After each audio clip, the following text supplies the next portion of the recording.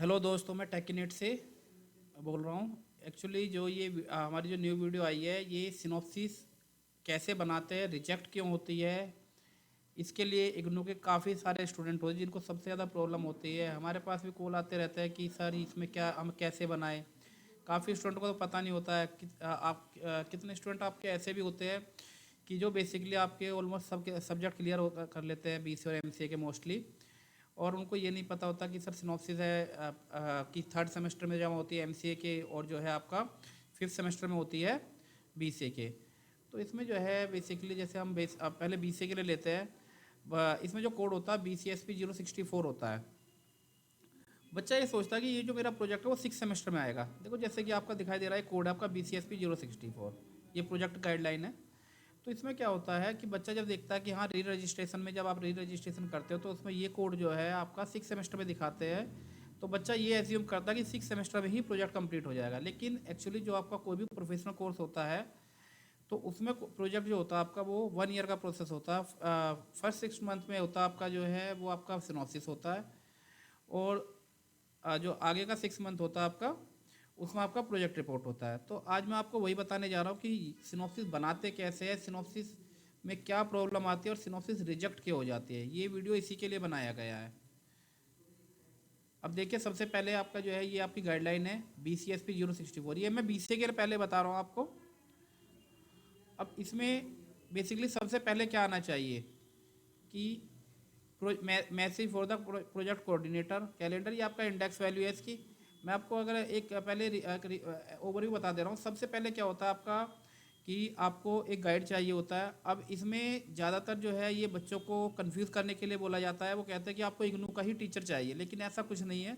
आप कहीं से भी आप गाइड वो कर सकते हो। ये बेसिकली आप इग्नू की गाइडलाइन में नहीं लिखा है, पर जो आपके स्टडी सेंटर के टीचर होते हैं वो ये कहते हैं कि आप जो है इग्नू के टीचर गाइड बनाओ। तो ऐसा कुछ नहीं। अगर आपके फ्रेंड सर्कल में या फिर आपके ब्रदर के फ्रेंड सर्कल में या फिर आप किसी ऐसे बंदे को जानते हैं जो आपका बीटेक, एमसीए, एमटेक, पीएचडी कर रखा हो जिसने, और जो है आपका, मैं तो यही कहूँगा कि आप 3+ ईयर एक्सपीरियंस लगाओ तो ज़्यादा बेटर रहता है। वैसे आपका 2+ ईयर एक्सपीरियंस वो वेरी करता है आपका, आपकी क्वालिफिकेशन टू क्वालिफिकेशन। फिर उसके बाद जो है आप कोई इग्नू के गाइडलाइन के अकॉर्डिंग, परफॉर्मा के अकॉर्डिंग जो है, देखिए जो है आपका जो गाइडलाइन है इसके अकॉर्डिंग प्रोजेक्ट का टाइटल चूज़ करते हो। आप ये रिमाइंड रखो कि जो आपका प्रोजेक्ट का टाइटल होता है वो किसी से मैच नहीं होगा। डुप्लीकेट प्रोजेक्ट होगा तो वो आपका रिजेक्ट हो जाएगा। इसके बारे में मैं डिटेल में आपको आगे बताऊंगा। फिर जो है उसके बाद आप सिनॉप्सिस बनाते हो। जब आप सिनॉप्सिस को फिर आपने स्टडी सेंटर पे सबमिट करते हो, स्टडी सेंटर पे सबमिट करने के बाद जो है आप इसका जो है अप्रूवल आता है। अप्रूवल लेटर को ला के आप इसकी प्रोजेक्ट रिपोर्ट बनाते हो जो कि हार्ड बाइंडिंग में होती है, और सिनॉप्सिस आपका स्पाइरल बाइंडिंग में होती है। फिर जब आपकी प्रोजेक्ट रिपोर्ट आपकी अप्रूव हो जाती है, फिर आपके वाइवा की डेट आती है, आपका वाइवा होगा। जब आपका वाइवा कंप्लीट हो जाता है उसके बाद जो है आपका ये प्रोजेक्ट कंप्लीट होता है। सारे सब्जेक्ट और प्रोजेक्ट जब आपका कंप्लीट होगा तो उसके बाद जो है आपका ये बीसीए की डिग्री आ जाएगा। ठीक है। सिमिलरली मैं एमसीए के लिए बता दे रहा हूँ आपको कि एमसीए में भी ये होता है, पहले सिनॉप्सिस होता है लेकिन ये आपकी थर्ड सेमेस्टर में सबमिट होता है, क्योंकि अब जो है एमसीए का कोर्स एमसीए न्यू के नाम से आ गया है। कुछ बच्चे ऐसे हैं जो एमसीए ओल्ड होता है। एमसीए ओल्ड आपका जो है जो अदर यूनिवर्सिटी से कर रहे थे उनके लिए 3 ईयर का होता है। उसमें आपका जो है ये फिफ्थ सेमेस्टर में आपका सिनॉप्सिस सबमिट होता है, सिक्स सेमेस्टर में आपका प्रोजेक्ट होता है ओल्ड के लिए, एमसीए ओल्ड के लिए। एमसीए न्यू आपका फोर्थ सेमेस्टर यानी कि 2 ईयर का है। इसमें थर्ड सेमेस्टर में आपका सिनॉप्सिस होता है और फोर्थ सेमेस्टर में आपका प्रोजेक्ट रिपोर्ट। तो अब मैं आपको डिटेल में बता रहा हूँ कि सिनॉप्सिस कैसे बनाते हैं। तो पहले हम बीसीए के लिए चलते हैं। इसका जो कोड होता है BCSP 064 है, ये देखिए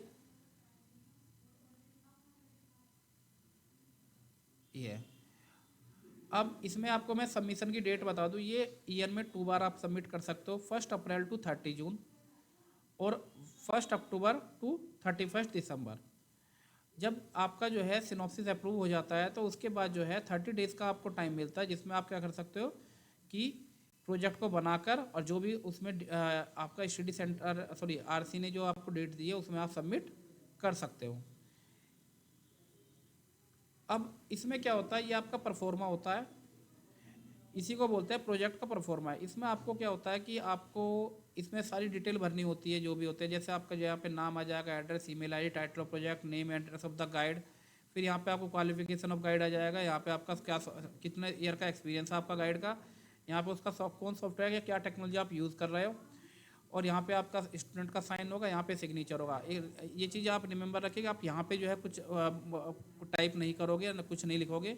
ये आपका क्या होता है, जो आपकी सिनॉप्सिस हेडक्वार्टर में या जहाँ भी सबमिट होती चेक होती है मोस्टली, या जो टीचर आपका चेक करता है वो इस पर जो है वो फिल करता है इसको, और अपना सिग्नेचर और स्टाम्प जो भी होता है वो लगाता है। यहाँ पे सजेशन होता है, सजेशन में ये बताया जाता है कि सिनॉप्सिस में आपके ये थोड़ी बहुत प्रॉब्लम है, इसको आप करेक्ट कर लीजिए। जब आपका अप्रूवल आता है आपको यही पेज मिलता है। अब देखिए इसमें कि guideline for the project formation. अब टाइप ऑफ प्रोजेक्ट क्या हो सकता है, ये आपका कोई भी जो है डेवलपमेंट भी हो सकता है, सॉफ्टवेयर भी हो सकता है, या बना सकते हो ईजिली। फिर इसके बाद इसमें क्या क्या चीज़ होती है, सबसे पहले टाइटल ऑफ प्रोजेक्ट होता है, फिर introduction and objective of project होता है, फिर आपका कौन कौन सा आपका डेटाबेस आप यूज़ कर रहे हो। मोस्टली जो डेटाबेस होते हैं बच्चे वो MySQL या फिर आप ओरेकल यूज़ करते हो, कुछ बच्चे आपका MS एक्सेल भी यूज़ कर लेते हैं। फिर आपका DFD, फिर आप डायग्राम बनाते हो। ये इसके बनने के बाद जो है आप इसमें अगर थोड़ा सा और इसमें प्रोसेस लॉजिक टेस्टिंग ये सब यूज़ करते हो। टूल्स और टेस्टिंग और टूल दोनों यूज़ कर किए जाते हैं इसमें। और इसके बाद फ्यूचर स्कोप और इसमें बिब्लियोग्राफी, ये आपको सिनॉप्सिस में मेंशन करना होता है। ये आपकी सिनॉप्सिस रेडी हो जाएगी। सिनॉप्सिस जब रेडी हो जाएगी तब आपको इसको सबमिट करना है। सबमिट करने के लिए जो है आपको देखो यहाँ पे गाइड की जो आपका एलिजिबिलिटी ऑफ गाइड है, आपका जो है ए पर्सन हैविंग PhD और MTech with computer science, a person having the BE और BTech computer science, MCA MSc computer science with minimum 2 year experience चाहिए इसके लिए। कुछ बच्चे यहाँ पे BCA का लगा देते हैं, वो चीज़ सही नहीं है। आप BCA का मत लगाना, इसमें BTech का या फिर आप जो है MCA या फिर MTech या PhD का ही गाइड लगाए। अगर आपने गाइड गलत लगाया तो सिनॉप्सिस आपकी कैंसिल हो जाएगी। ये देखिए यहाँ पे दे रखा आपका, ये आपका प्रोजेक्ट रिपोर्ट में होना चाहिए। Introduction, objective, tools, SRS, ER diagram, DFD, फिर आपका जो है मॉड्यूल, कोडिंग, इनपुट आउटपुट, या आपका स्क्रीनशॉट होते हैं। फिर उसके बाद जो है आप limitation of project, future scope and bibliography. इसमें क्या होता है आपका प्रोजेक्ट रिपोर्ट और जो आपका वाइवा होता है, दोनों में ही आपको जो है 50% मार्क्स जो है सिक्योर करने होते हैं। लेकिन इसमें जो है आपका जो BCA के लिए है आपका 100 मार्क्स का आपका रिपोर्ट होगा, और आपका 100 मार्क्स का ही आपका जो है वाइवा होता है, जिसमें आपको 40 मार्क्स कवर करने होते हैं। अगर उससे कम एक में भी है तो आपका जो है ये रिजेक्ट हो जाता है। रिजेक्ट सेंस मतलब वाइवा फेल हो जाए। जब आप कभी वाइवा में फेल होते हो तो उस केस में आपको दोबारा से पूरा प्रोसेस दोबारा से फॉलो करना पड़ता है। तो ये मैंने आपको बताया BCA के लिए। हाँ, एक चीज़ और है इसमें, जो टेक्नोलॉजी आप यूज़ कर सकते हो वही आपका जो HTML, CSS, JavaScript, MySQL, C++, C#, pulse. आप कोई भी फ्रंट एंड के लिए जो मैंने आपको बताया रहा, HTML, CSS, जावास्क्रिप्ट, डेटाबेस के लिए आप जो है इसमें ओरेकल और MySQL यूज़ कर सकते हो। टेक्नोलॉजी जावा, PHP, .NET कुछ भी यूज़ कर सकते हो जो आपको अच्छे से आती हो। और ये आपका एक इसमें होता है सर्टिफिकेट ऑफ ओरिजिनलिटी, ये भी आपको लगाना होता है। इसमें आपका यहाँ पे title of project, your name, your number और गाइड का नेम होता है। यहाँ पे स्टूडेंट की इन्फॉर्मेशन, यहाँ पर गाइड की इन्फॉर्मेशन होती है। यहाँ पे आपका एनरोलमेंट नंबर होगा। ये आपका पूरा प्रोसेस होता है प्रोजेक्ट का BCA का। सिमिलरली मैं आपको MCA का बता दे रहा हूँ। इसमें जो है MCA का सेंस मतलब MCA न्यू के लिए बता रहा हूँ मैं। MCA न्यू ये आपका जो है MCA न्यू ही चल रहा है। MCSP 232 इसका कोड है। अब देखिए इसमें वही है, सेम प्रोसेस जो मैंने आपको बताया। 1 अप्रैल 30 जून और 1 अक्टूबर टू 31 दिसंबर तक आप इसे सबमिट कर सकते हो। ये आपका जो प्रपोजल होता है। अब यहाँ पे आते हैं हम,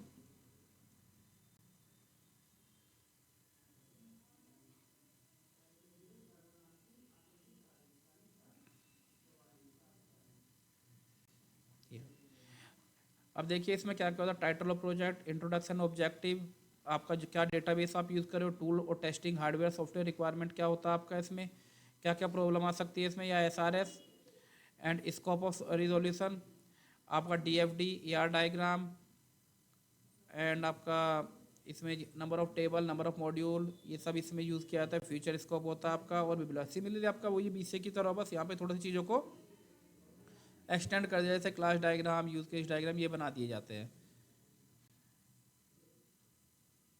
इसमें आपका वही है, सेम प्रोसेस होता है। पहले आपसे, हाँ इसमें एक चीज़ और होती है कि जब आप इसको सबमिट करोगे तो बीसी और एमसीए में डिफरेंस होता है। इसमें आपको सीडी भी अटैच करनी पड़ती है।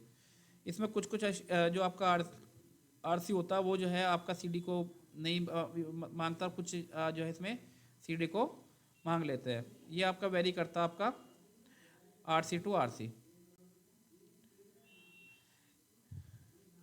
और इसमें क्या होता है आपका कि आपका 100 मार्क्स का होता है, जिसमें आपको जो है 50 मार्क्स का आपका वाइवा होता है और 50 मार्क्स का ही आपका प्रोजेक्ट रिपोर्ट होता है, जिसमें आपको 40% मार्क्स आपको अचीव करने होते हैं। ये देखिए, सॉरी मैंने आपको थोड़ा सा वो बता दिया है। इसमें 150 मार्क्स की आपकी जो है प्रोजेक्ट रिपोर्ट होती है और 50 मार्क्स का आपका वाइवा होता है। इन दोनों में आपको 40% मार्क्स आपको सिक्योर करने होते हैं। वहाँ पे भी जो मैंने आपको बीसीए में बताया, बीसीए की जो फाइल में उसमें भी वही होता है। अब उसमें 200 मार्क्स का 40 मार्क्स आपको दोनों में चाहिए होता है, बट यहाँ पे वाइवा में सिर्फ आपको 25 मार्क्स चाहिए। लेकिन अब क्या है, यहाँ परसेंटेज के अकॉर्डिंग होता है। जब आप वहाँ पे जब आप इसे मेंशन करेंगे तो वहाँ पे जो है आपका उस ग्रेड कार्ड में क्या होता है आपका, अगर कोई सब्जेक्ट आपका 50 मार्क्स का है तो वो वहाँ पे जाके 100 मार्क्स का होके और नंबर आपके डबल हो जाते हैं। कुछ बच्चे कंफ्यूज भी हो जाते हैं, वो कहते हैं सर हमारे तो इस सब्जेक्ट में सिर्फ 18 मार्क्स थे लेकिन यहाँ पे 36 लिखा हुआ है। तो वो जो 18 मार्क्स है वो 50 मार्क्स से थे और ये 36 आपके 100 में से है। तो उसमें कन्फ्यूज़ मत होना आप।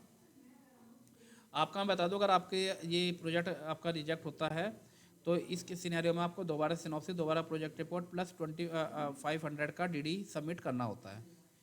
तो ये जो मैंने वीडियो बनाई थी, काफ़ी बच्चों को प्रॉब्लम आ रही थी कि सिनॉप्सिस के रिगार्डिंग हम कैसे बनाएं, उनको पता नहीं होता था। स्टडी सेंटर से प्रॉपर जो है फीडबैक नहीं मिलता जैसे, तो उनके लिए मैंने बनाया है कि हाँ आप यहाँ से देख के इस चीज़ को आप मेंशन कर सकते हो। अगर उसके बाद भी आपको जो है कोई प्रॉब्लम आती है तो मैं ये मेरा नंबर दिया गया है इसमें, आप इस पर कॉन्टैक्ट करके आप कोई भी हेल्प चाहिए तो आप पूछ सकते हो कि सर हमें ये प्रॉब्लम है, हम पे बन नहीं रहा। तो उसके लिए जो पॉसिबल हेल्प होगी वो मैं आपको प्रोवाइड करा दूँगा।